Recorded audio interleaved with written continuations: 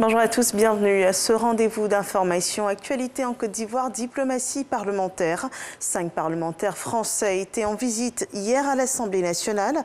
Ils ont été entretenus par des députés ivoiriens avec à leur tête le vice-président Adama Bictogo. Les deux parties ont échangé sur l'éventualité d'une collaboration des deux parlements et le renforcement de la coopération entre la Côte d'Ivoire et la France.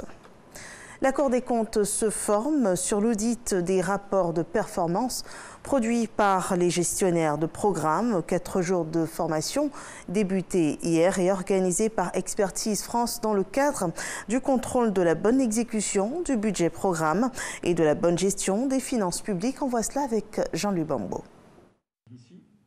La Cour des comptes est l'organe chargé de contrôler la régularité des comptes publics et de vérifier le bon emploi des fonds publics.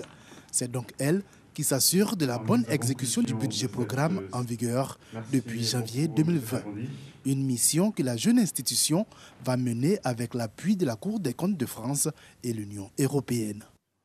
Le but est effectivement de permettre à la Cour des comptes ivoirienne de grandir, d'acquérir des compétences, des particularités techniques dans la mise en œuvre de l'audit des budgets programmes.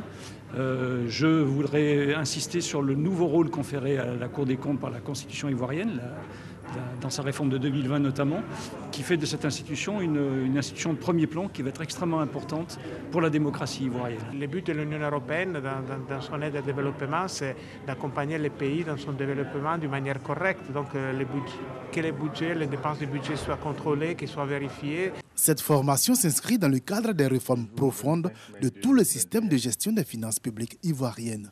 C'est ça la bonne gouvernance, que le citoyen est informé de ce qui est fait de l'argent public. C'est ça, si nous arrivons à informer correctement le citoyen de l'usage qui est fait des impôts qu'il paie, je pense que nous aurons fait un grand pas. La formation des magistrats de la Cour des comptes se tient sur 4 jours. Elle se fait par visioconférence depuis Paris par les experts de la Cour des comptes française sur la base de documents fournis par la Côte d'Ivoire. Un plan de relance pour la filière porcine en Côte d'Ivoire. Le ministre des Ressources animales et halieutiques était dans les locaux de la Société ivoirienne d'abattage et de charcuterie. Une visite pour s'imprégner des défis de la filière porcine qui s'est soldée par l'annonce d'un plan de restructuration de ce secteur et la réhabilitation de la CIVAC. Coup de force au Mali, la diplomatie est à l'œuvre dans le pays. Le médiateur de la CEDEAO, Goodluck Jonathan, est depuis hier soir à Bamako. Des discussions ont été entamées dans la soirée avec les membres de l'ex-junte militaire.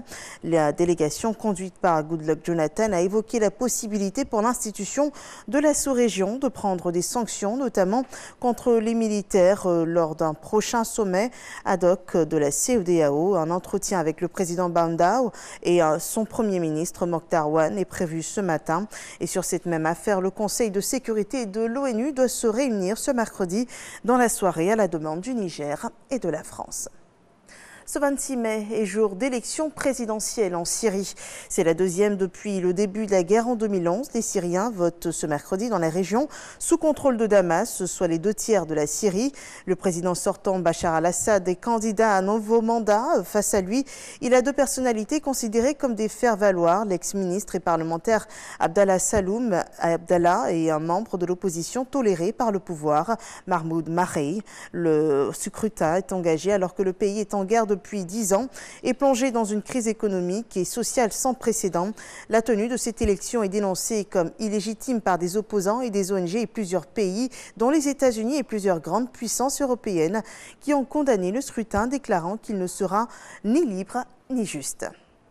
En sport, finale inédite de la Ligue Europa ce soir. Villarreal sera face à Manchester United. Première finale européenne de l'histoire de Villarreal. Manchester United pourra compter sur le retour en forme de Paul Pogba. Les 2 équipes joueront devant 9500 supporters, dont 2000 de chaque club. Ce match se tiendra à 19 h. C'est la fin de ce flash. Merci de nous avoir suivis. Rendez-vous à 13 h pour le journal de la rédaction.